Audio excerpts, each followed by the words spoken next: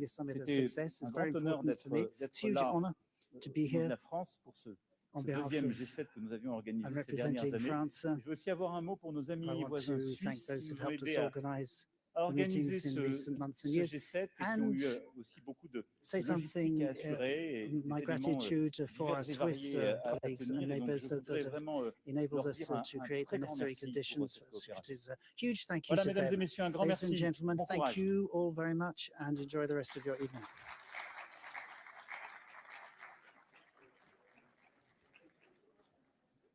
Thank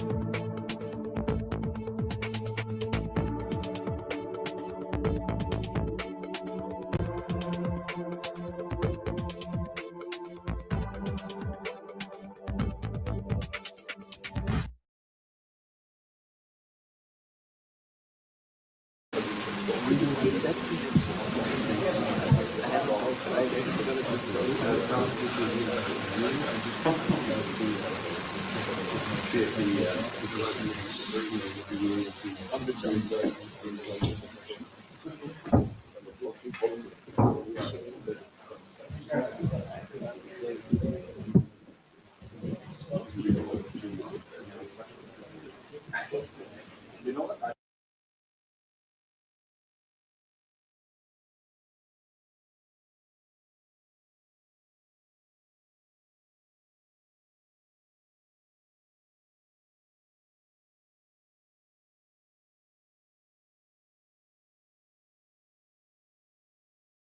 Hey there, Earthlings! I'm here on the streets of New York to tell you about something that's literally out of this world. You know, traveling between dimensions really takes it out of you, but I've found the perfect solution. My Shroom Vibe can now be your Shroom Vibe. Elevate your frequency. Get microdose capsules, gummies, and chocolate bars at myshroomvibe.com. Use code Badlands for 10% off your order. Trust me, galaxy hopping demands balance, and ours comes from Mother Nature. Organic, not synthetic. It's the real deal. Sai Li, if you know what I mean. Check it out. Your frequency will thank you. Visit myshroomvibe.com. Organic goodness, not synthetic. Use code Badlands.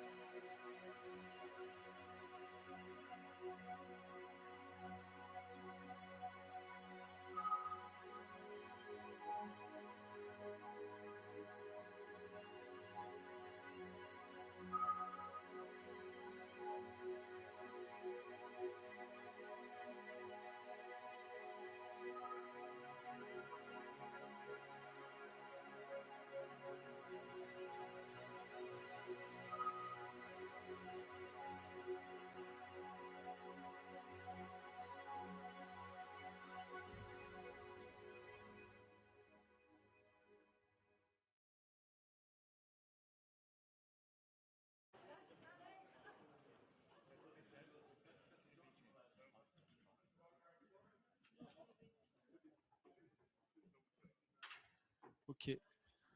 Cyril,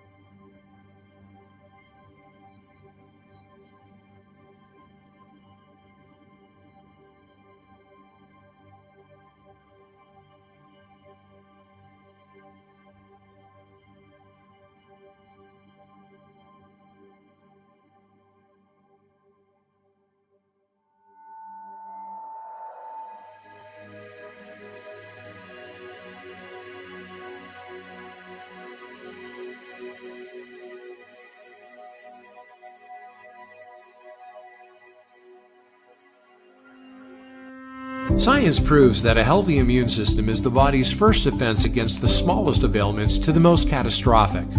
Coriolus versicolor is the most sought-after, all-natural supplement for both humans and pets to help boost the immune system. There are over 400 studies worldwide on its effectiveness in humans, including Sloan Kettering Cancer Center, MD Anderson Cancer Center, and now from the University of Pennsylvania School of Veterinary Medicine. Together, we can help reverse this terrible tide now plaguing your loved ones and give them the immune-boosting supplements that they need.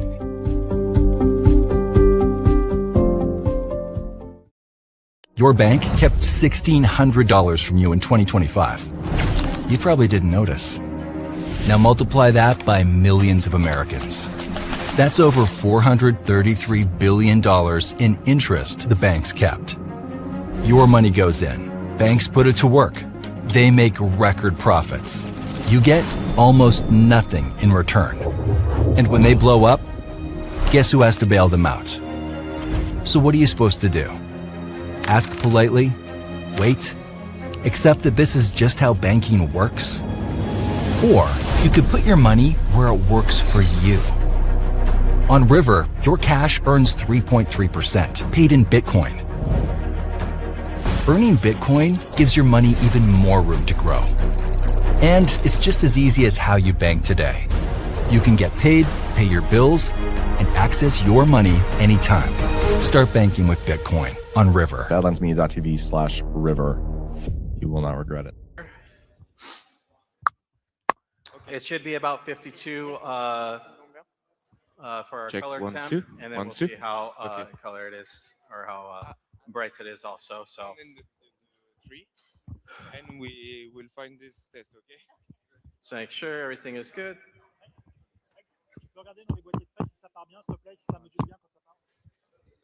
We're at 52 and about 88-foot candles for you, Mike.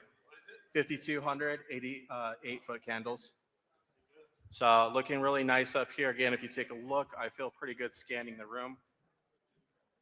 It feels pretty good. It's looking good. Is it orange? All right. Check our pool. All right. Brett, how does it look? We got to go cooler. Can we go cooler? Cooler on the lights? Like, yeah, 56. It's too warm. We got to cool it. Cooling it. We need somebody with blonde hair.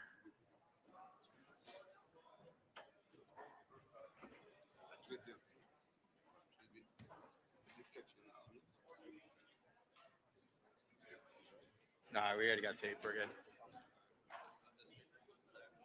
Hey, Faith.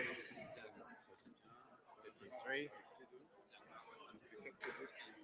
I need you to stand up here. We need to use your hair.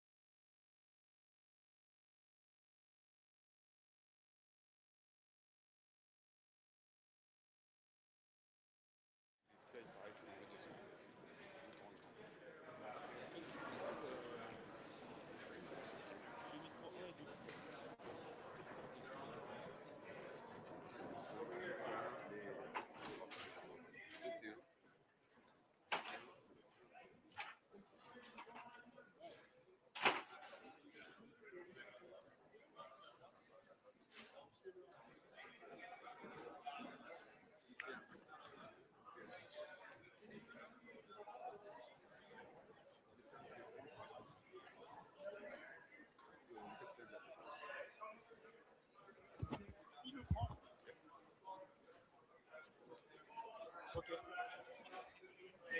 And then, foot candles, can we get a little bit? Do we have some? I don't see one. Sorry. Is your earpiece? I don't know what it looks like. We can change it. I just I don't have it. It's still on. Yes. but we can change it. Wait, which one is it? English and Hey. Yeah, sure. Perfect. Am I good? Tu me reçois, Cyril? Hey, Mike, we're at Allô, allô. 112 now and 57. 112. Too hot?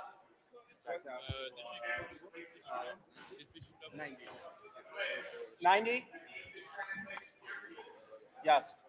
Ici, Yes. test, Courtney, test de son, test. Est-ce que tu me reçois? You receive me? Yes. Micro Yes. 4. 90. Micro 4. Do you receive me? Yes.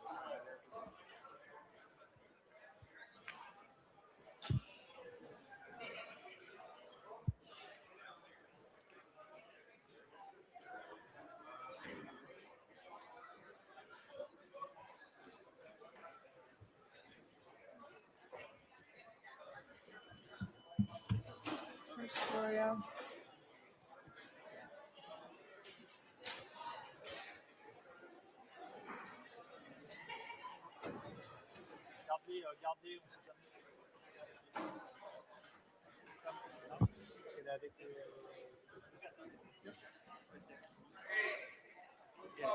Put it on the podium.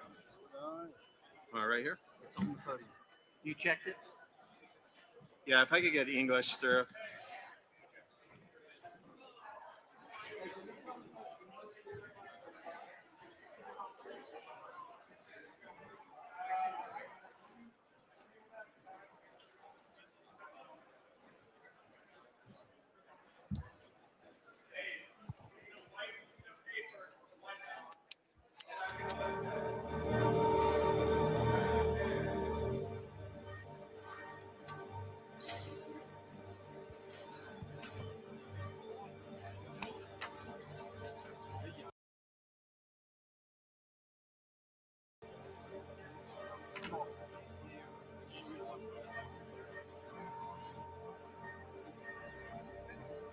Can I get a quick English through 3 really quick instead of tone? Hold it up.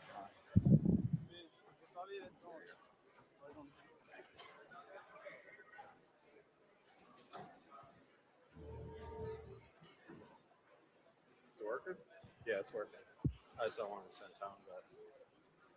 Good. Okay. Go for Gloria. Can I get some English? Thanks, Faith.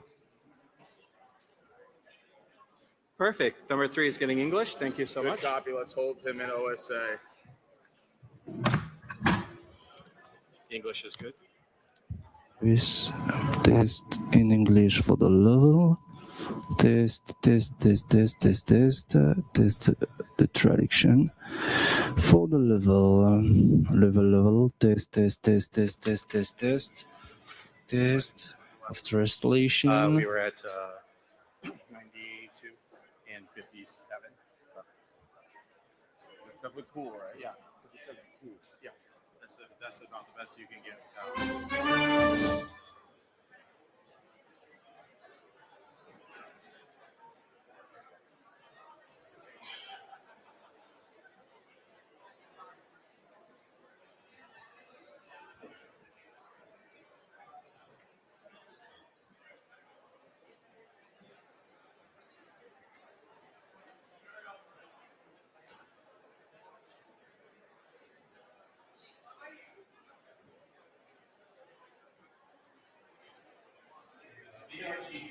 Ladies and gentlemen, please welcome.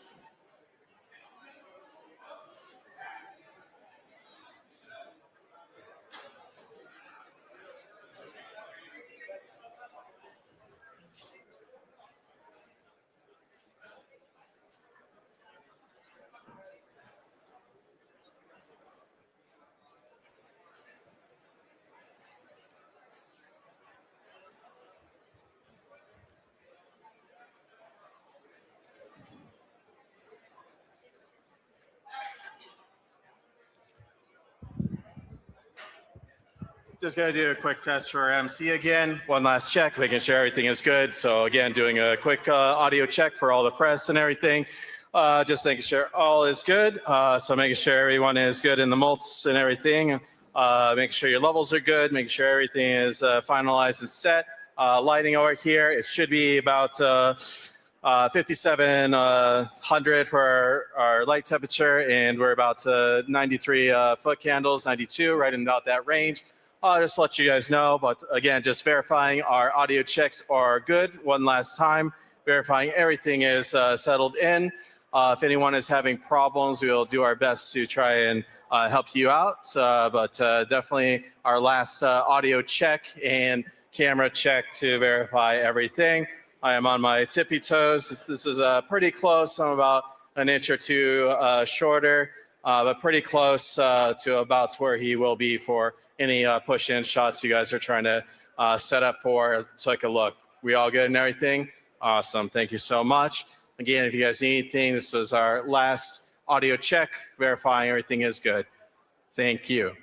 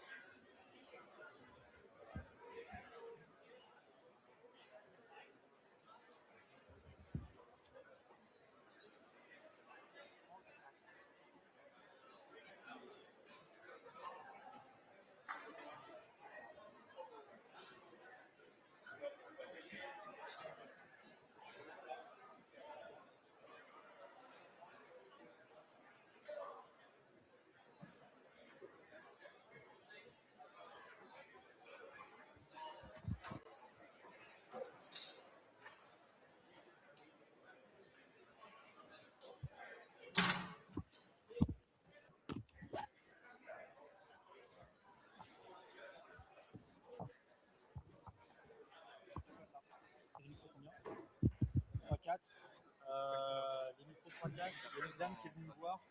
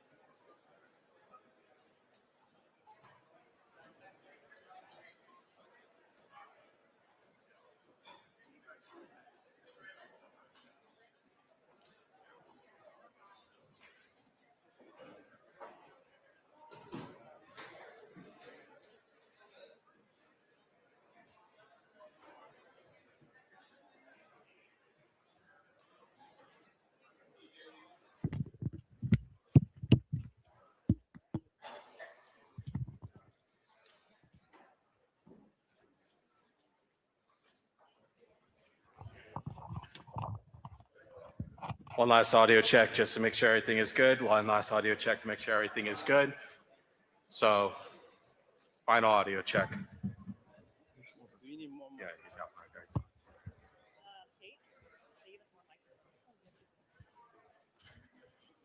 Test, test. Test.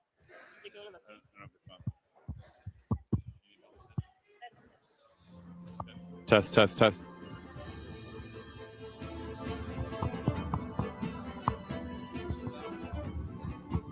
Test, test, test, test. Test, test, test, test, test, test, test. Test, test, test. Microphone test. Okay.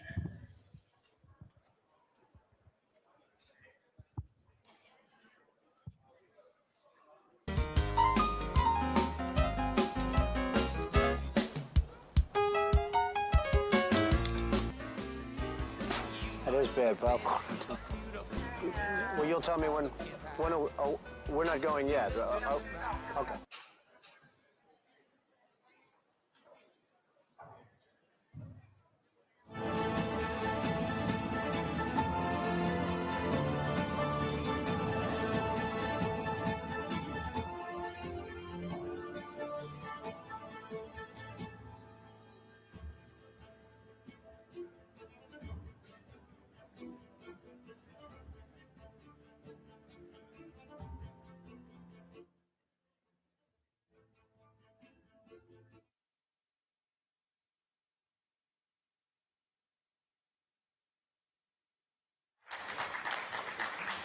Thank you very much. Thank you. That's a lot of press. That's good. We had a great event. This was something very special. And I want to thank President Macron and Bridget, his really lovely wife, fantastic person, for welcoming us to France for an extremely successful G7 summit. I would say it's one of the most successful. And this meeting could not have come at a better time. On Sunday, we reached an agreement with Iran that achieves everything we set out to accomplish, everything and much more. Ending the current conflict, reopening the Strait of Hormuz, and preventing Iran from ever obtaining a nuclear weapon. That's what it was all about. That was about 99%. Iran cannot have a nuclear weapon. They can't develop it, buy it. They can never have a nuclear weapon. At the same time, with this announcement, or close to it, as people started to think it was going to happen when Iran was making some very positive statements, the stock market has surged to record highs, picking up thousands of points over the last short period of time, thousands of points. And oil is dropping like it has never dropped before, at levels that went in numbers, down $7, down $8. They've never seen anything like that. But if we didn't do this deal, we could have dropped more bombs for another 3 weeks, 2 weeks, 4 weeks, 2 years. You would never have the Hormuz Strait open. You would never have success. Your market would have, instead of going up at levels that nobody's ever seen before, would go down at levels that nobody ever saw before, maybe except for 1929 or whatever. And you know, all the tough guys don't realize that this wasn't a 3-month deal. This was years in the making. You know why? Because I was the one that killed General Soleimani. And if I didn't kill General Soleimani, we probably wouldn't be talking right now about this deal, because he was a mad genius. They never were able to replace him. But a lot of people forget that. The tough guys, you know, the tough guys that would drive the country right down the tubes. The past 2 days have provided a chance to discuss the details of this historic agreement with many of our closest friends and allies, including the G7 nations and many presidents and prime ministers. As you saw, Prime Minister Modi was here. We had a long talk. He's a great guy. They are thrilled that we made a deal, every one of them. There's not one nation that came to us and said, please, sir, keep dropping bombs on them. Please keep dropping bombs. The stupid people say that. But I'm thrilled to report, and by the way, those last 2 days were brutal. $200 million worth of bombs. And, you know, it is expensive too, by the way, aside from everything else. And they knew I was coming for a third night. We informed them we're coming for a third night. They didn't have their Navy, it's sunk. They didn't have their Air Force, it's gone, not one plane. They didn't have anti-aircraft equipment, so we got free reign. They didn't have their leaders, but they have a new group of leaders that I think is Actually, I think they're smarter. I think they're very smart. I think they're far less radicalized, and I think they're really good. They love their country. You know, you talk about regime change. Nobody will say that, but I guess that's, look, their one set of leaders is all gone. Their second set of leaders is all gone. Their third set of leaders a little bit gone, but for the most part, and frankly, I think that's regime change. I think they're going to behave much differently. I think they see a different way of life that they were never exposed to.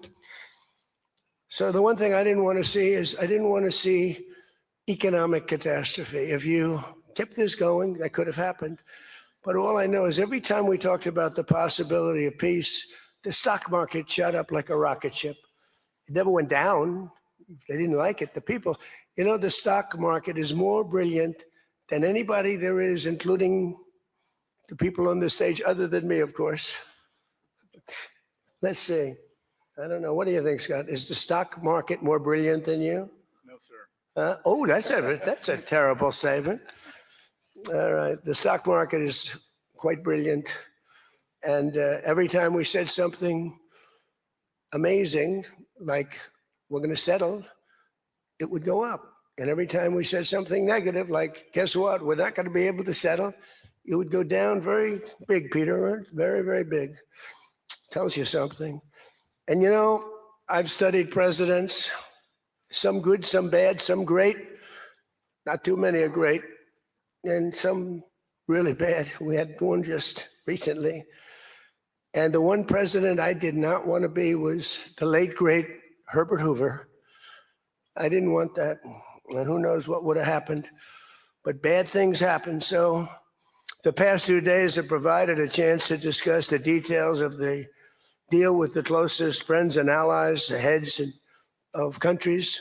They were all here, a lot of them. Far more than the 7, as you know, a lot of them.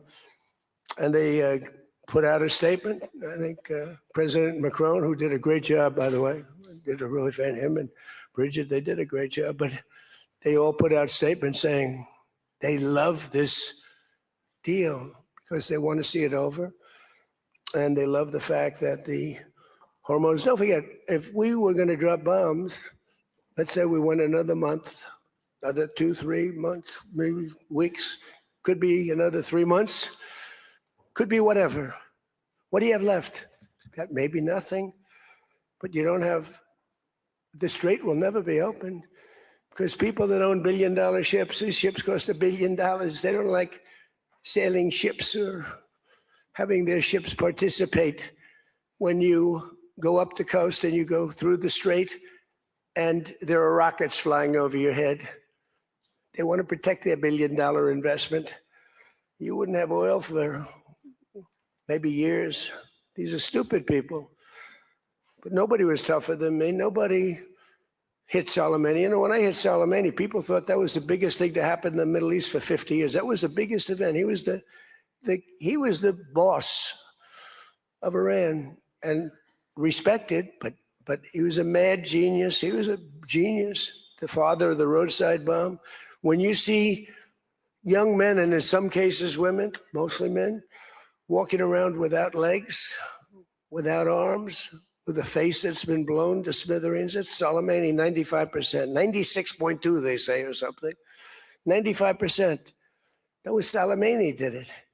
Happened to come from Iran, and I blew him up. You remember that? I blew him up in the Valley of Death. He got off his plane and we followed him. And in all fairness, because they've been wonderful to me, Israel, but they didn't want to do that attack. They were all set the night before the attack. They informed me they didn't want to do it. So I had to make a decision. I made the decision to do it.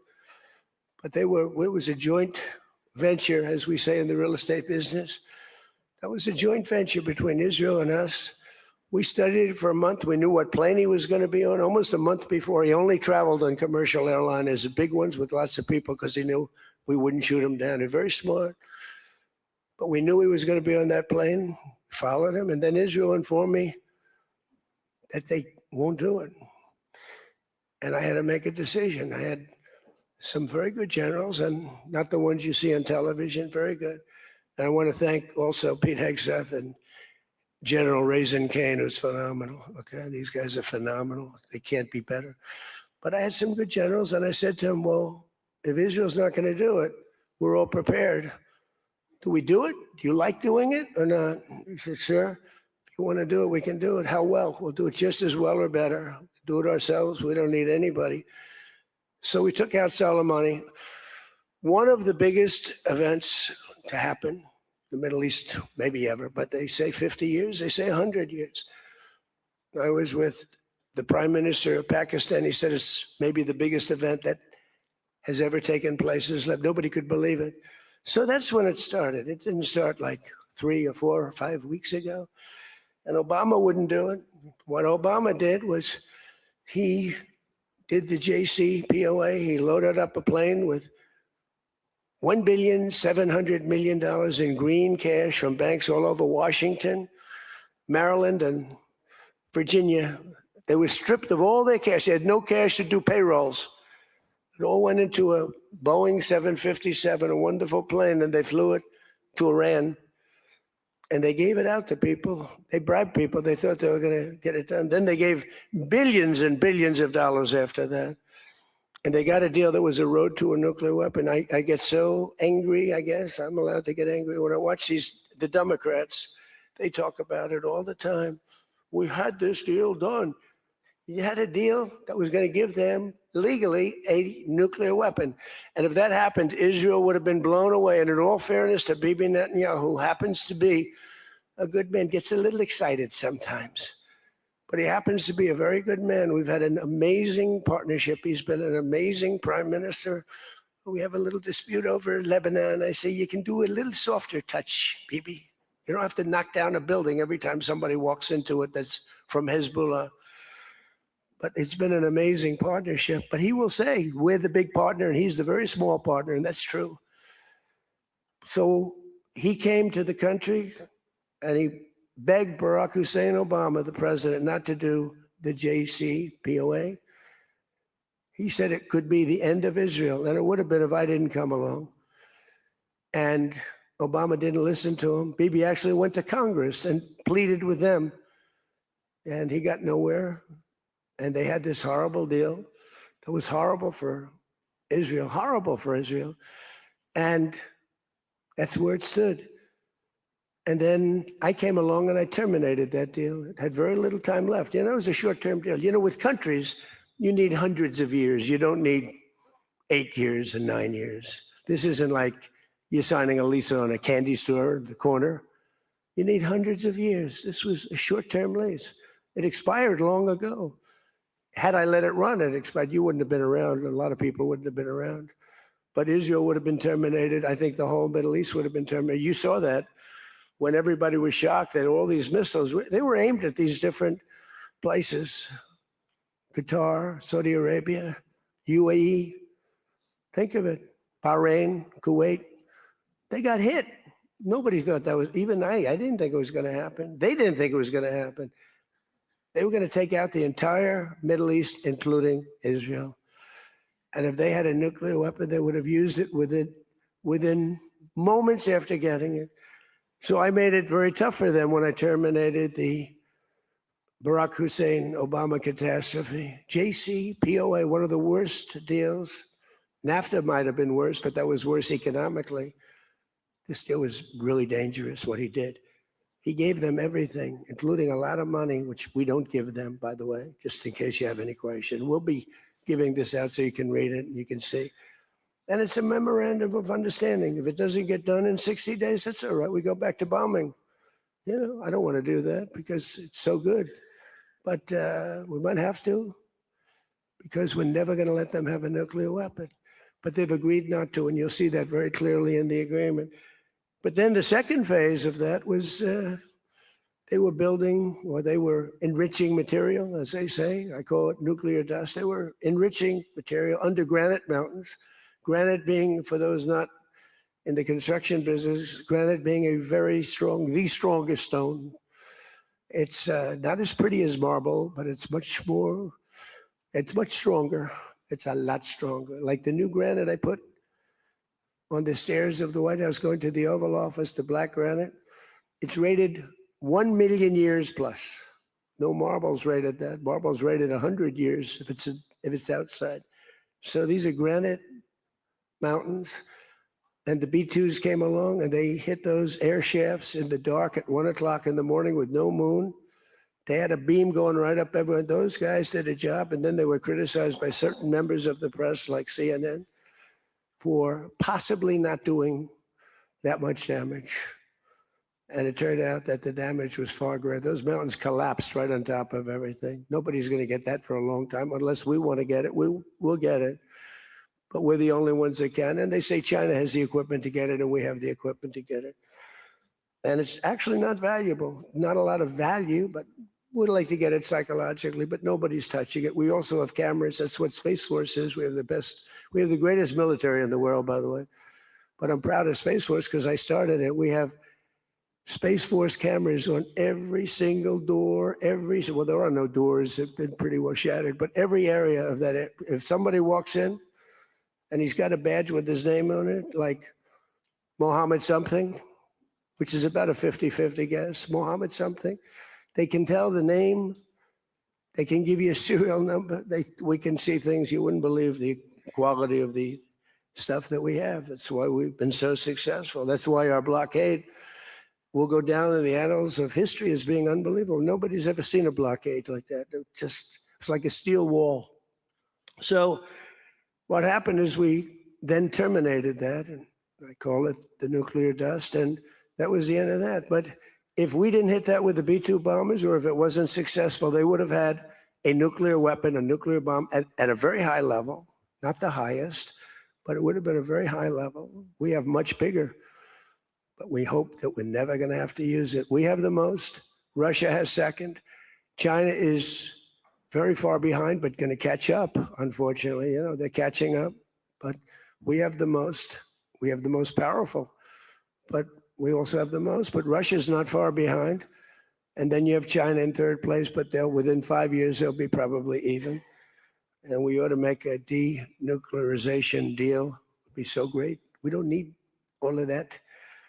We don't need to be able to blow up the whole world 300 times over. It's terrible.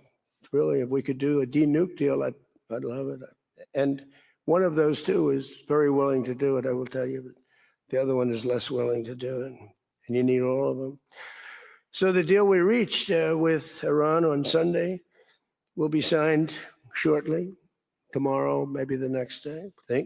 Subject deals. All my whole life is all about deals. That's all I ever did is make deals, and crazy things happen with deals. I've gone into deals where it's a guarantee.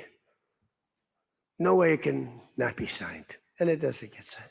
And I've gone into deals that you have no chance of making, and they go like nothing. So, but we're going to most likely sign a deal. They want to sign a deal, and they've been acting very appropriately. They took a big 2 hits last week. Those were 2 very big hits. So, importantly, Iran has agreed that they will neither produce nor procure a nuclear weapon. Neither produce.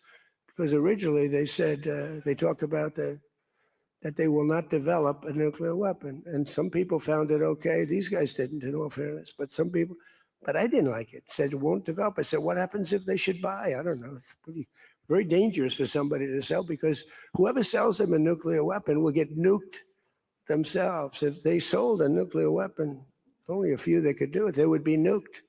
They wouldn't have that country long. So it's a very dangerous thing for somebody to do. But I wanted it in there. So it's develop, procure, buy, anything. And you'll see that when you see the agreement, but it's appropriate that we release the agreement. And we did send a copy to Israel, by the way. They've been a good partner. Again, I think they could do better with respect to Hezbollah. I'm not saying they shouldn't protect themselves. I'm saying when 2 drones are shot into the desert and drop harmlessly, you don't have to knock down buildings in Beirut. They could behave better. And frankly, they could do a better job. I love them as a partner. They were terrific. But they could do a much better job with Hezbollah. On that, I don't think they're doing well. And I feel very bad for Lebanon. Lebanon's been, it was a great culture. They had the professors, the doctors, the lawyers. It was an incredible culture, maybe the highest in the Middle East for years and years, centuries. And for the last 50, 60 years, they have been just trashed. They have been living in hell. So they'll work closely with us to turn over the so-called enriched material that's very deep in the bowels of the earth, very deep. Nobody can get it. So it's not important that we do it quickly, but we could do it fairly quickly. When we have a chance, we'll do it. But in the meantime, we have cameras on every inch of it. Nobody can do it. And if they do, we'll hit them with Patriots, that's all. And they'll be gone. And they know that. Technical discussions on the removal of all stockpiles of enriched materials will begin immediately. We're going to start that immediately. And unlike Barack Hussein Obama, who sent Iran pallets of cash and any relief they receive under this deal, they'll have to get based on merit. And it won't be from us. We don't have to give them anything. But some people may want to invest. Like, what are you going to do? Say you can never, ever invest in a country? I mean, it's pretty tough. I don't mind being tough, but it's pretty crazy. You can invest in a country. You can invest in any country you want, but you can't invest there. Well, they need investment because we did $1.5 trillion, maybe $2 trillion worth of damage. So somebody's going to have to help them out. There's no guarantee about helping them out. And could be their neighbors will help them out a little bit. I don't know. But it's a lot of money. Almost nobody has that kind of money. That's the kind of damage that was done. But we're not investing any money. There was a fake story. There was a fake news story that got a person, a good person. JD made a statement. It was a perfect statement. And they reported it in a very strange way. But that's why it's fake news, I guess. So we don't give them money. We don't give them any of that. And what happens is with time, if they behave, if they be a citizen of the world, a reasonable citizen of the world. And I think this group, again, I didn't do this for regime change, but I think this group is regime change. I mean, hey, the first group is dead. One little morning, having breakfast, the whole group, they thought they'd never be caught because we never bombed during breakfast, but we bombed. And they all, 88 people. And I'm not proud of it at all. But the second group came in and they were very unreasonable too. And they were all gone. They were all gone. And then the third group, we've been dealing with them. Couple left this planet, but we've been dealing with them. And again, they've been fine. I mean, I've had a lot easier. I've had some easier ones. They're tough, they're smart. Maritime traffic through the Strait of Hormuz has already increased very substantially, and the normal flow of energy will resume in the coming days, and trillions of dollars will be made by the world, and the stock market will, I believe, continue to rise. The only difference is that a player that's very volatile, very tough, very smart, frankly, they have, in one way, a primitive culture, but it's also a genius primitive culture. They're very smart people, very good negotiators, but so are we. So rather than possibly going into a depression, rather than having your favorite president be Herbert Hoover, I was always the one I didn't want to be. I wouldn't have preferred Nixon. I wouldn't have preferred, there are plenty I wouldn't prefer, but the one I always thought of, Herbert Hoover, and he caused it. He raised taxes too fast and he raised interest rates too fast, all at the same time. And it caused the Great Depression. So I don't think I'll make mistakes like that. I lower taxes, I don't raise taxes. In fact, we just gave you the largest tax decrease, largest tax cut in the history of our country. So we'll be working on a parallel effort with the Gulf nations to address non-nuclear issues, such as the conventional ballistic missiles, which we'll be talking about, and support. I mean, they have to have some because other people have some. You got to have some.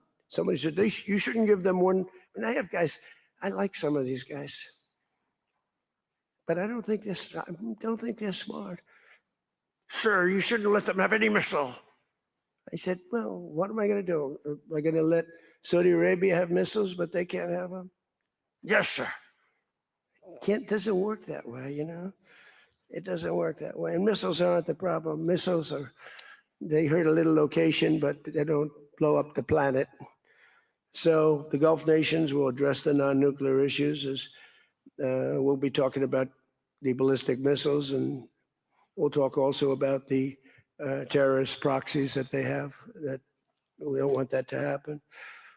But I want to thank our partners in both Pakistan and Qatar. These people work so hard. And they knew him a little bit. In the case of Pakistan, quite well. In the case of Qatar, they were sort of at odds. And, you know, Qatar was great because they had right next door. When I flew from there, from that location to Saudi Arabia, I'd fly for 40 minutes, and I'd fly to UAE for 40 minutes, to great leaders there, by the way. In case of Saudi Arabia, the father's still alive, and he's fantastic, and the son is going to be great. He's going to be great. The Crown Prince and Mohammed at UAE is an incredible warrior. He was dropping bombs. Last week I said, who the hell's dropping all those bombs? It was UAE. He's a good fighter, Mohammed. But every administration for decades has sought to get Iran to relinquish its nuclear ambitions, but the threat only got bigger. The words got bigger and bigger and stronger and bigger, and nothing ever happened. And Iran got stronger and tougher. If we didn't blow them up the first time and then blow out those weapons, they would have been unstoppable. This should have done, what I'm doing and what I did should have been done years ago. Would have been much easier, much less firepower, but it wasn't. And again, I want to thank all those countries, and I want to thank Israel and Bibi Netanyahu. So obviously the breakthrough would not have been possible without the unprecedented pressure the United States put on the regime over the past year and a half. But again, it started a long time ago. It started with the death of Soleimani. That was a big deal. No president in history has ever been tougher on Iran than I have, and they know that. And by the way, if they don't honor the agreement, or some things aren't even mentioned in the agreement, it's a memorandum of understanding, but we have an understanding of certain things without writing it. And if they don't honor that, we'll probably go back to bombing them until they honor it. You know, it's amazing what bombs can do. So I say it, the Obama deal was a road to a nuclear weapon, and let's call it the Trump deal was a wall for a nuclear weapon that the nuclear weapon could not get through. Nobody's going to get through it. We built a wall. They weren't going to have it, and that's what we have right now. And it says very clearly, the most important clause to me, too, number one, the Strait opens, but that's much less important than the other clause. Clause number whatever, 5, 8, is a very strong statement that they will never have a nuclear weapon. And it doesn't say they'll have one in 5 years or 10 years or 20 years. With Obama, they were able to enrich very quickly. This agreement now provides Iran with a historic opportunity. If they follow the path of cooperation, will have opened for them, their country will have a chance to survive. Now think of it, you know, they have 91 million people. People want me to bomb the bridges. Why don't I bomb? I already did, because, you know, they went back on one of their promises, and I bombed their biggest bridge, the equivalent of that was the George Washington Bridge of Iran. But we bombed that bridge, you saw that. One quick strike by an F-22, the most beautiful fighter jet ever made, by the way. In fact, we're ordering some more of them. We're bringing it out because it's so effective. It's incredible. It's incredible. Well, look, we have the greatest military in the world. Those B-2 bombers are unbelievable. Who would have thought they could handle, each had 2 because the flight was so long, but they handled 3 of the biggest, heaviest bombs, hundreds of thousands of pounds, and they handle them like they're nothing. It's amazing. And also, they're undetectable. They flew into Iran, totally, think of it, totally undetected. Now, Iran's waiting for them. They're waiting for them. And they never saw them. 1 o'clock in the morning, they never saw them. They're stealth. And we just ordered 22 more. The newer, upgraded version, which I guess is better. I don't know how the hell you get better. But as I expressed to the world leaders here this week, It's my hope that the peace agreement will be the beginning of a much larger deal all across the Middle East. We're very close. Look at the job we've done in Gaza. Look at Hamas. Hamas has been very silent. You haven't read anything about Hamas. And we're trying to get them unarmed. You know, they grew up with a machine gun in their hand. I think they actually, when they were born, they came out with a machine gun in their hand. So it's not the easiest thing, but they've actually behaved pretty well, considering this was not the lifestyle that they were taught to have. But including an end to all Iranian aggression, and they're not going to be Iranian aggression, and an end to war and terror in Lebanon. So the Lebanon piece is something we'll have to work on a little bit. It's a very small piece of the puzzle, actually, but it still makes a lot of noise. The big deal is the Iran deal. That's where the money is, where the power was. But they have Hezbollah, and you got to get that done one way or the other. We'll do it. I think Israel can do a much better job on it. Syria would love to do it. I was very responsible for the gentleman at Syria that's now the president of Syria. He's done a tremendous job. He's put that country together in a year and a half. Sort of like our country, a year and a half. It's pretty similar size. They said, please don't put him there. He's a very violent man. Al-Qaeda. They said, well, I know one thing, a Boy Scout's not going to work. And he's actually done a very good job. He'd love to go in it. You know, Hezbollah is an enemy of his, and he'd go in and but he wouldn't knock down buildings every time he hears there's somebody. He'd just go and get them with precision. But I don't know that people want that. Maybe they don't. Maybe Lebanon doesn't. We have to be guided a little bit by Lebanon. And by the way, the president is going to be coming, Prime Minister, President, going to be coming over to see us very shortly, over the next week or two. Good man. He's, man is living. What a tough life he's got, because he's got tough groups of people. And it's amazing. Amazing there is a Lebanon with all they've been through. They have been treated worse than just about, I think, anybody. Disrespected incredibly. So the expansion of the Abraham Accords is the other thing that we hope we're going to get. And I think Saudi Arabia, if they lead the way, they'd be doing themselves a big favor, because everybody that's in it, UAE went in right from the beginning. Again, he's a warrior. And they never got out. Nobody ever got out. You think maybe during the war, they were all everybody was afraid of Iran. And that's why we ended up with the original members. But then when the election was rigged, that's right. And I wasn't here at all. Nobody cared about anything. The country went to hell in every way. That was the least of it. Middle East was the least of the country went to hell, allowing 25 million people into the country, unchecked and unvetted, many of them criminals, many of them murderers, 11,888 murderers allowed into our country. So this was the least of it. But the past 2 days have also provided an opportunity to discuss a number of other key issues with members of the G7 and our partners. Yesterday morning, we had a productive conversation on the war in Ukraine. I spoke with President Putin. I spoke with President Zelensky, and he was there. And President Putin, I spoke over the phone with. And something's going to happen. They're losing a lot of people, a lot of soldiers are losing soldiers. Both are losing a lot. Russia's losing more because they're the offensive ones. And when you're offensive in war, you lose more. Pretty simple.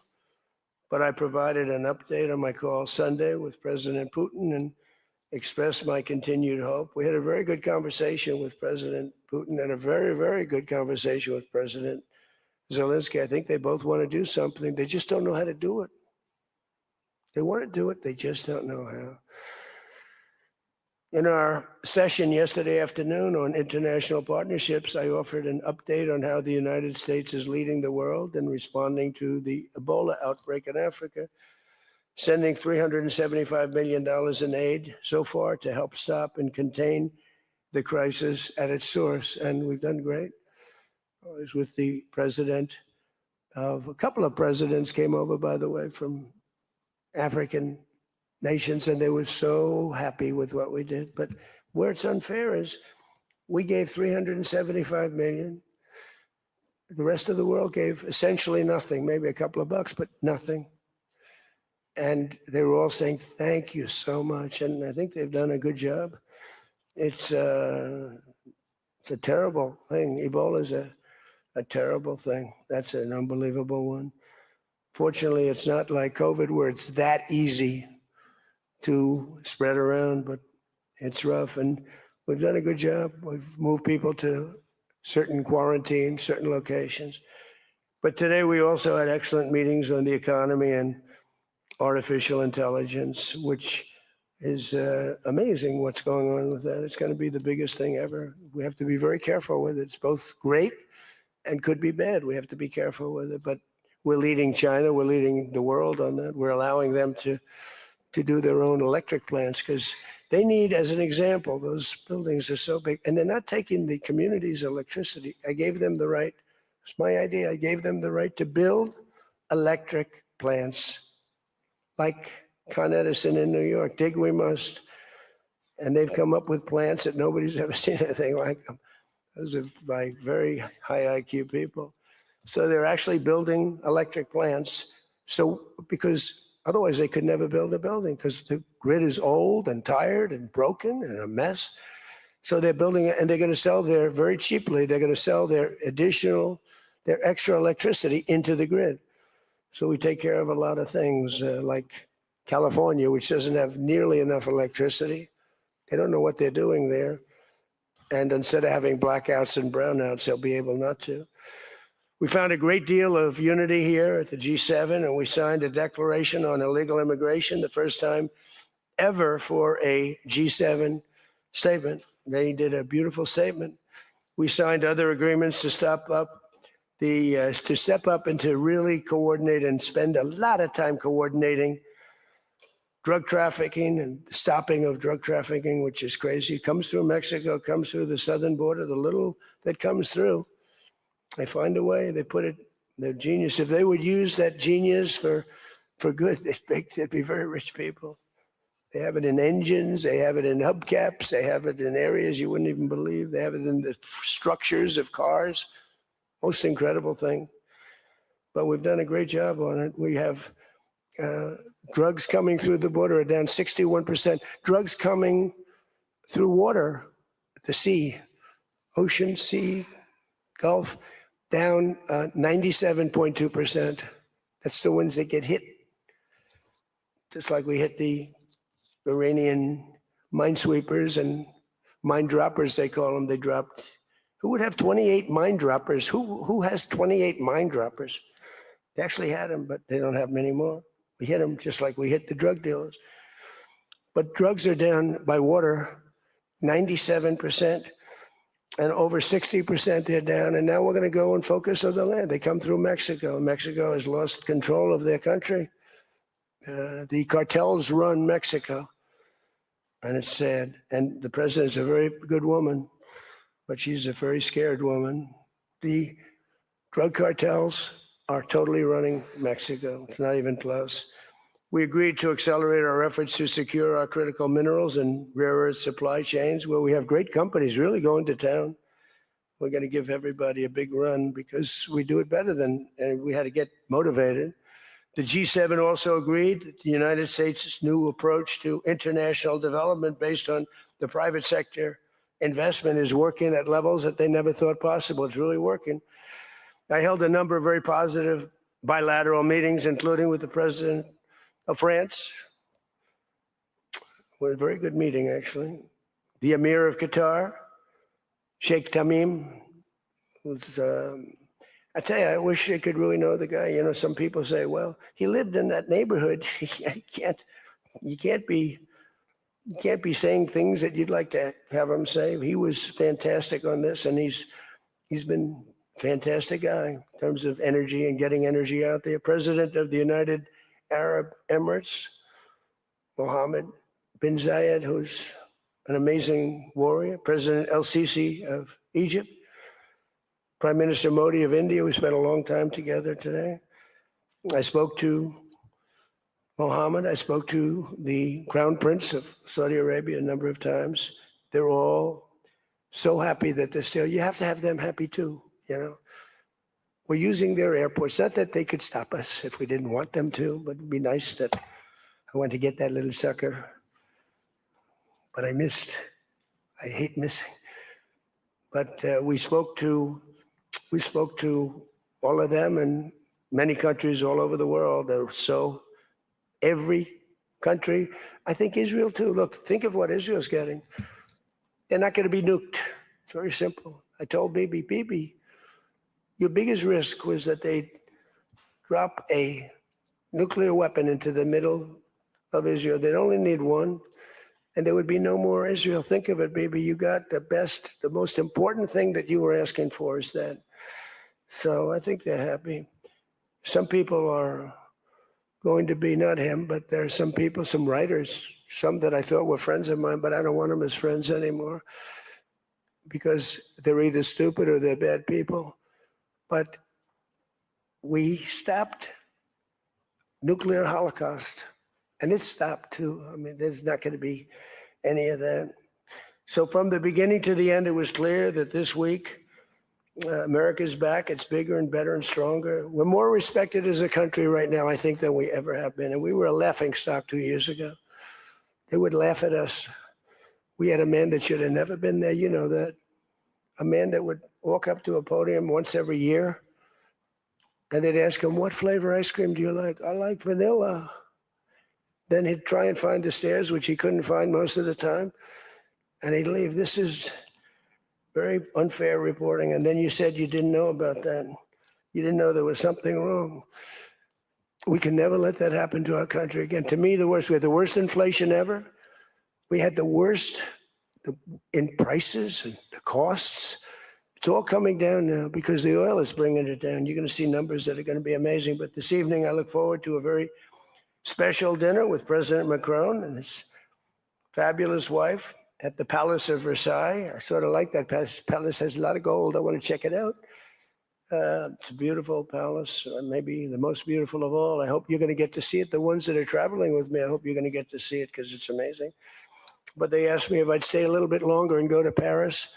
So I'll get home a little bit later, but it'll be a nice dinner. But I'm interested to see it. I mean, that's the ultimate, I guess. It's the ultimate of its type. Louis XIV, celebrating the 250th anniversary of America's founding and America's oldest alliance. And we're celebrating that a little bit tonight. They'll have the biggest people in Europe at the dinner. And those people love our country. And hopefully Europe is going to find its way. Europe is having a lot of hard times. They're doing some things very badly on energy and on immigration. They're doing things very badly. And we'll be talking about that tonight. So with that all said, if you want to ask us any questions, feel free to ask the people behind me. Yeah? Peter? Bonjour. You've been clear, President Trump, the United States is not going to directly pay Iran, but the U.S. is going to let the Iranians start making billions of dollars, selling oil, accessing this reconstruction fund. Only if they're doing things right. Only if, Peter, only if, we're not doing anything. We're not putting up money. Only if they're doing things right. If they're doing things right, if people want to invest, they can invest. But they had this $300 million fund. It's only $300 billion fund. It's only if they're doing things right. Remember this also, when you talk about billions of dollars, they've had much more than $1 trillion worth of damage done. They got a long way. There'll be 15 to 20 years to rebuild what they have right now. So they have to behave themselves. If they're not behaving, they get hit again. You know, they'll be hit again because we can do it very easily. It's going to take a long way for them to build back their anti-aircraft stuff. It's going to take, and you know, the other thing I want to thank China, President Xi, I was with him, and he stayed neutral, totally neutral, and I appreciate it. And I would want to thank Vladimir Putin. He was very neutral. They could have made it much more difficult for us. And I want to say it, you know, somebody would say, oh, that's terrible. He's thanking President Xi of China. Well, let me tell you, I had a long talk with him. You know, they have shoulder weapons to knock down airplanes. That it's not like the real deal, but they're accurate. They're fairly accurate. I said, I would really appreciate you're not giving or selling any of that stuff to Iran. And you know what? For the most part, he didn't. So I just want to thank them because they made it a lot better. Explain, though, what the difference is between giving Iran US dollars and unfreezing US dollars. Well, the unfreezing is an easy one to answer. We have taken a lot of their money, and we have their money. We have taken their money. It's not our money. It's their money, and we froze it. At a certain point in time, I guess we're going to have to give it back. You know, if we didn't give it back, nobody would ever invest in the dollar again. If you took their money, because I thought about it, you know, I'm not the most perfect person. I said to Scott, why do we keep their money? What the hell are we giving it back to them? But, you know, people from lots of nations, some nations we don't agree with, they have their money. The dollar's become very strong under me. And they don't want to have a little conflict with somebody and end up having the United States just take their money. So if you do that, you really don't have a system. A wise man once said in January of 2020, Iran never won a war, but never lost a negotiation. That wise man. Who said that? Donald Trump. Oh, that's what I thought you were going to say. So how do you go back to the United States and convince a skeptical American public that this deal is a look, win? Here they lost militarily, okay? It's very tough because I know that no matter what, if I would go, by the way, if I'd go another 3 or 4 weeks, those same people that are critical would say, he went too long, he should have done, you know, no matter what. If they raised the white flag of surrender, and if they said, praise be to Allah, Donald Trump is the greatest president ever. We totally concede, we totally give up. This war is over, we have failed. The New York Times and CNN and a couple of others, they're not all that dishonest, they'd say, Iran had a great victory, okay? They practically do that. You know, it's amazing. When we knocked out their last ship, they had 159 ships. When we knocked out the last ship, the Times refused to do a story on it. I said, why wouldn't you? They don't have a Navy, and you don't want to do a story on it. They don't have an Air Force. You don't want to do a story. We need a fair press. And that's why they're all doing so badly, because they lost credibility. When I win in a landslide and I had 93% bad press, they take good stories about me and make them bad. But the only reason that happened is because they have so little, the media has so little credibility that the people voted for me. 93% of the stories on network, ABC is horrible. I think ABC is the worst. NBC is terrible. And CBS is terrible. CNN, obviously. And I never get good stories, no matter what I do. I could do the greatest thing. I won't get good stories on this. I'll get it from fair media. I'll get it from all over the world. They're writing good. But no matter what I do, I'm going to get bad press. I know that. Now, if I did the opposite, if I went out and continued to bomb them for another 4, just bomb the hell out of them, I'd get bad press on that. No, there's nothing I can do. But what this does is it allows the ships to go. If we keep bombing, those ships won't be going. And you're talking about $500, $600, $700 million a day. It's a lot of money, a lot of money. That's why the world is okay. It's liquid, it's fine.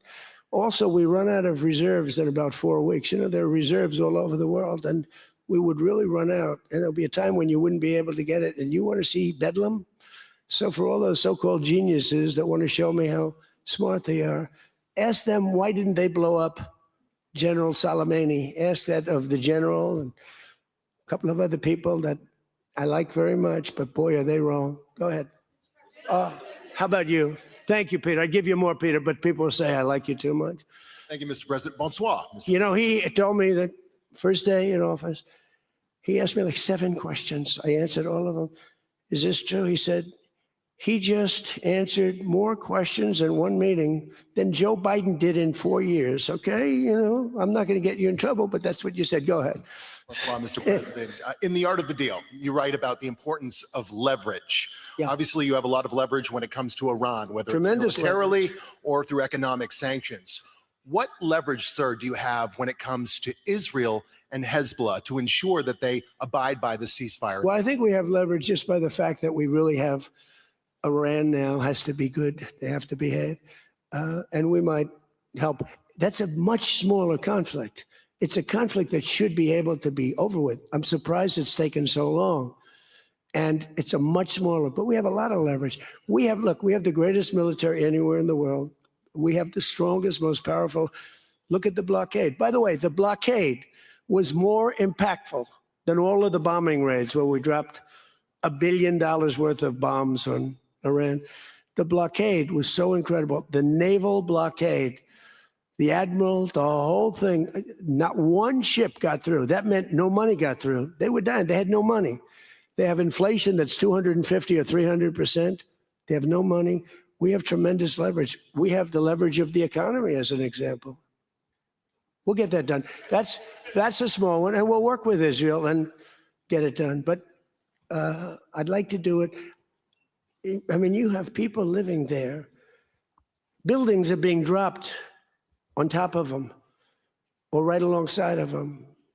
How would you like to live there? It's so unfair, especially Beirut. You know, you go into Beirut, and I looked at the scene 2 days ago, yesterday, where they hit. That was a big hit. That was unnecessary in my book. Yeah, please. Two questions. If you could clarify something you said just a few minutes ago. One of the goals of Epic Fury going into it, you said was... Say it again. Speak up. Sorry. One of the goals of Epic Fury, you said going into it, was to destroy Iran's ballistic missiles and its capabilities to build more. Yeah. Why is it acceptable to you now that they keep some of that capability? And Iran is... What are they keeping? What are they keeping? They have less than other nations now. We knocked out probably 84, 85% of their missiles. The rest of them are underground. They can't even get them out. You know, the other night's raid, I think it was on the first night, we knocked out hundreds of their missiles. Actually, by mistake, we were hitting an area, and you can sort of see when the bombs are going off, and then you see one that looks like, wow, what happened? A lot of missiles knocked out. No, but what are you going to do? Let's spend another 2 weeks and give them none. They don't want to be firing missiles right now. They're going to have a hard time rebuilding. They're going to have a hard time rebuilding. And if people from the Middle East, if people want to invest, and again, they don't have to invest at all. But if they do want to invest, it does have oil. It does have probably a future, but it's going to take a long time. But are you going to let the 91 million people starve to death? I mean, one of the things I was very intent on, they have water desalination plants, very good ones.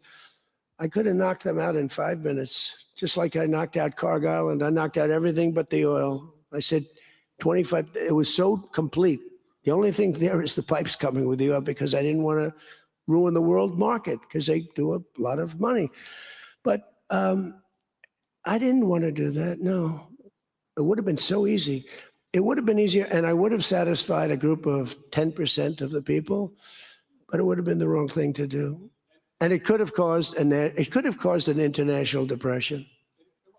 Maybe not. Iran's position has always been that their nuclear program was for civilian purposes. If they come back after the signing of this and say they want to continue to have a civilian nuclear program, is that acceptable to you? Well, I've said to them always, I say, look, you have probably the third largest oil reserves in the world. What the hell do you need nuclear for? You need nuclear for some electricity. So I've always felt that way. So we've been pretty tough in that. It is a little hard, though, when you say that somebody wants it, other people have it, other adjoining states have it, and you're not letting them have it for purposes of electricity and things like that. It's always a little tough. You have to use a little common sense, please. New York Times, please. Thank you, Mr. President, Thank you. for the question. Now that you're approaching a new phase in this conflict with Iran, can you now say whether you will hold anyone in your administration accountable for the strike on a school that killed more than 100 children on the first day of the war? No, if it was a fault, and as you know, that's under investigation. It's such a strange question to be asked at this state, because you're talking about a long time ago, but nobody did that on purpose. I guess you'd have to say about them, what about the thousands of soldiers that they blew up when they opened their car door? What about the thousands of people that were killed by Iran? No, mistakes are made. The war is nasty. But I know it's under investigation, and I could have a report for you tomorrow. Or I would ask Pete Hegseth that question, because they have it under investigation. Please. Mr. President, you've been saying all week that this deal permanently prevents Iran from getting a nuclear weapon, but the drafts of the deal that have been floating around barely mention Iran's nuclear program. So can you explain how exactly the deal achieves that goal? So when I say permanently, it should be permanently. But if it's not permanently, we will bomb them. They will be bombed, just like I bombed them on Wednesday night and Tuesday night, and was going to bomb them on Thursday night at a level that was 3 times greater, and they knew that. I will bomb them. Now, that's with me as president. If you have a weak, pathetic president, maybe that doesn't happen, but I can only do the job that I have to do. I have a long time to go. I have almost 3 years, close to 3 years. Time is going fast. But our country's become, we're the most respected country in the world. Those leaders today, they said, we used to laugh at you. 2 years ago, they're the same guys, they'd laugh at the country. And now they say, you're the most respected country anywhere in the world. Militarily, even military. Take a look at what happened look at what happened in so many different locations. Afghanistan, that horrible retreat that these people made, leaving equipment behind. They weren't under any pressure. You take your time. You can get out. I was going to get out. We were going to get out with dignity and pride, take 100% of the equipment. I was even taking the tents down.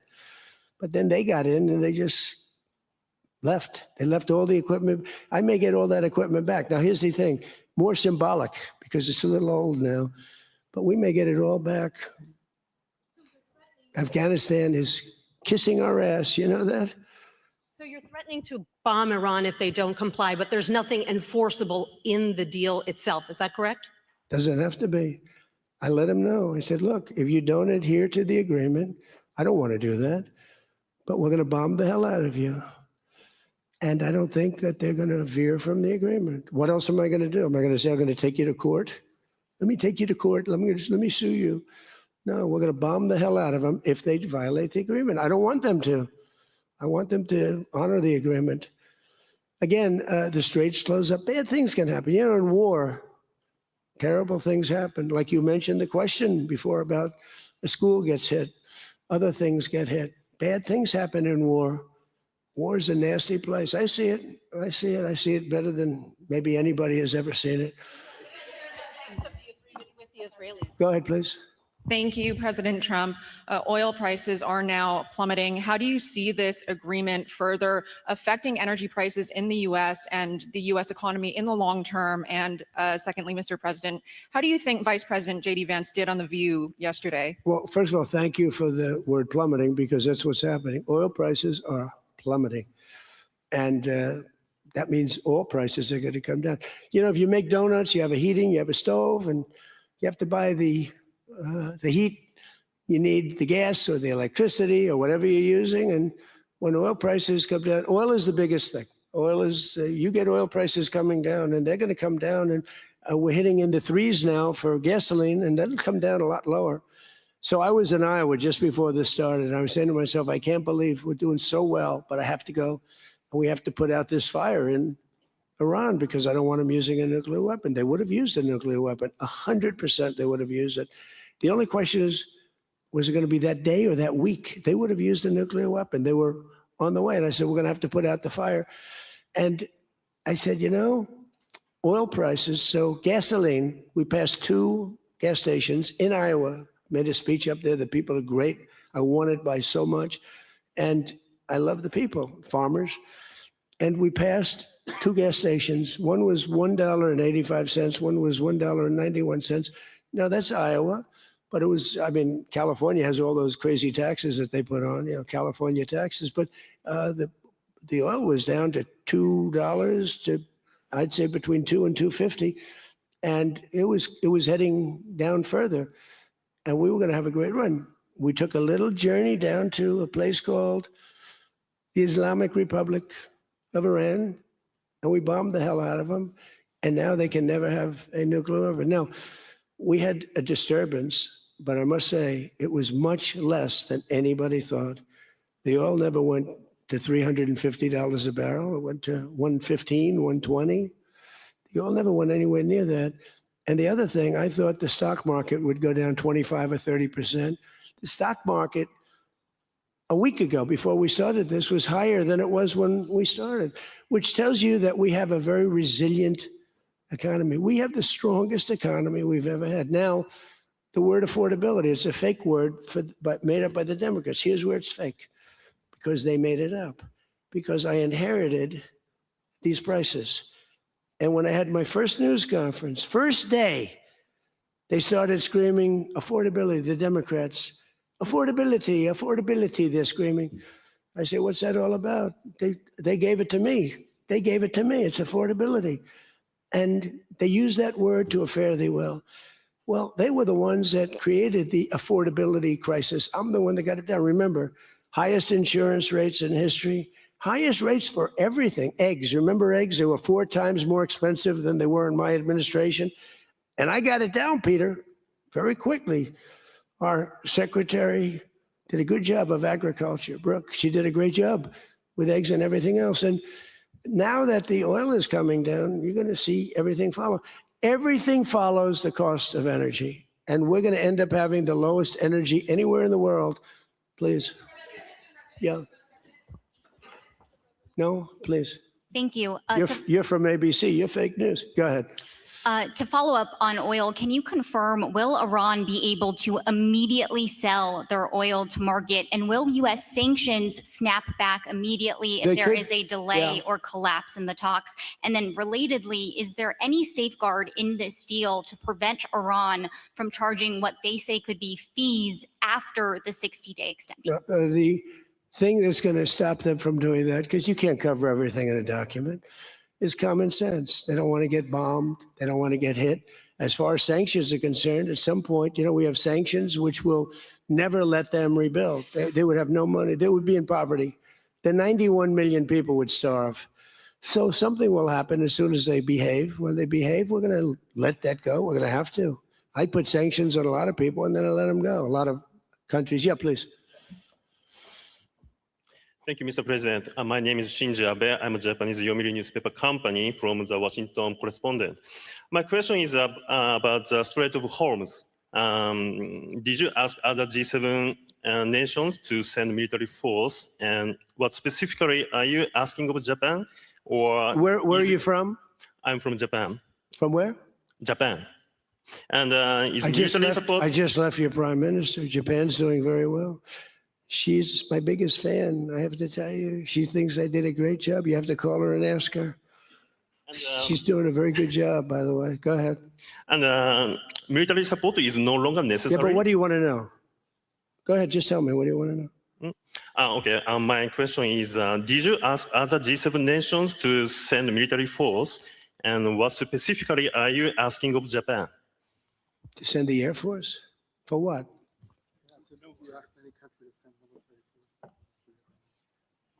Oh, other countries, not just Japan. No, we don't need it. Oh, by the way, they all want to do it. They all want to do it. Every single one of them. They want to go be a part of it now. Not while the war was going on. I was a little disappointed. The UK, I said, yeah, it would be nice if you sent ships. I didn't put a hard sell on, but I said, it would be nice if you sent some ships. And the Prime Minister said, they'll be there, sir, as soon as the war is over. I said, did he just say that? I couldn't believe it, actually. Japan has offered to get involved, but I mean, I'll be honest, Japan was not willing to get involved during the war. I asked her, I said, you want to get involved a little bit? I didn't put the heavy sell on, but they said, no, we don't want to get involved.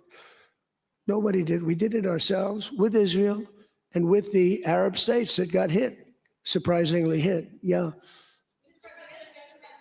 Mr. President? Yes, please. Go ahead. Thanks a lot, Mr. President. Question on Brazil. I would like to know, how was your interaction here in Evian during the G7 with the Brazilian President Lula? Did you talk about the new US tariffs on Brazil? Did you talk about the US designation of criminal gangs as terrorists? We did. How was it? I spent a lot of time with him, actually, and it's become a little rough country, right? Politically, it's been a little dangerous politically. You're talking about Brazil. Yeah. It's been nasty. I hear they arrested somebody that's running for office today. I found that out after we left. I just said goodbye to him, and I heard that they arrested the Bolsonaro Jr. He was doing well in the polls, and they arrested him because he made a statement in Texas. They arrested him, or they want to arrest him. They have something out for his arrest. No, they play pretty tough, but nobody plays tougher than the United States. Look, our elections are totally rigged. We have rigged elections. Please, in the back. Yes, sir. Go ahead. Thank you so much, President. Thank you. Sumu Sakamoto, the Asahi Shimbun. For G7, the concept of the rule of law has long been considered the core principle. During this summit, any of the leaders expressed any concerns on the possible violation of international law on the attack on Iran? No, actually the opposite. They felt they were very dangerous. They were very relieved because they could get hit too. They were very relieved. No, we never discussed that. No, it'd be the opposite. They broke the law. They killed thousands of people. They killed thousands of our soldiers and hundreds of thousands of people. Yeah, please go ahead. Go ahead.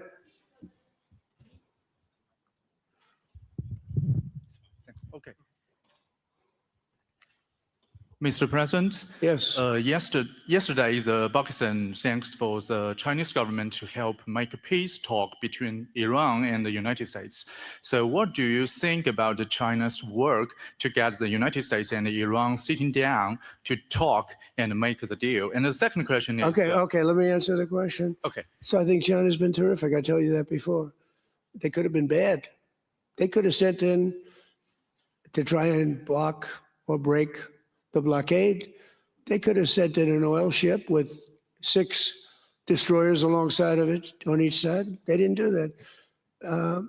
President Xi helped me. He tried to help, and I think he probably helped get it solved. You know, they get 50% of their oil from that location. So that wasn't that easy. President Xi was fantastic. He tried to help me solve it. And he didn't give any big weaponry. I guess we'll find something somewhere along the line, but he didn't give any big weaponry. I can tell you that. No, I think China I couldn't ask for much more. Again, they were impacted because they get more than 50% of their oil from the Hormuz Strait. And no, I thought they were fantastic. Okay, how about one more question right here? Go ahead, please. The latest YouGov Economist poll shows that Democrats have lost a 5-point edge on the generic congressional ballot. They just have now just a 2-point lead since February. Do you think that they're losing momentum?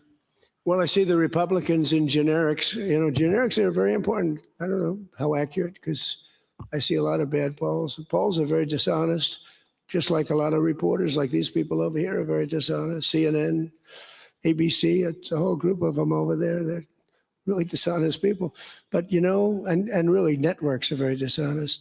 And they have to straighten themselves out, or they're not going to be very successful, because people don't believe them anymore. But no, the generics are very interesting because the Republicans are coming up strong even before this.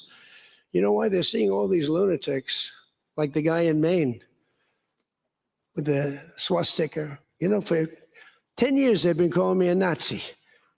And now they have a Nazi running. He's got a tattoo on him. I've been denying it for 10 years. They know it's not so, but they've been calling. I don't think they can call it to me anymore. You know, one more? One more? Go ahead, Peter. Let me finish with Peter, because he's been better to me than he's been to Biden. Thank you, President Trump. I have a question about this weekend. Why not stick around for the signing ceremony with this Iran peace deal? I might. You might? Yeah, I might. But I'd rather, this is a memorandum of understanding. It's very important, but it might not be the kind of a document that I should be signing. Is there some element to this where you send the vice president? If it works out, great, you look like a genius for sending him. And if it doesn't work out, it's the vice president. I like that idea, sure. Well, this way, if it works out, I'm going to take the credit. If it doesn't work out, I'm blaming JD. You better be careful, JD. He's going to turn his plane around and get the hell out of here. Yeah, I like that idea. I think it's a good idea. Thank you very much, everybody. Thank you.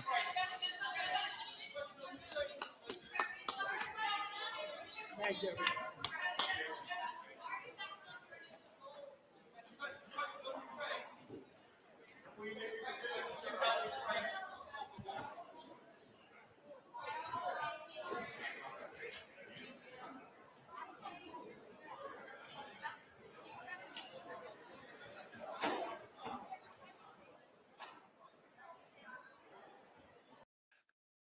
Thank you so much for joining us, and don't forget to hit the thumbs up on this video.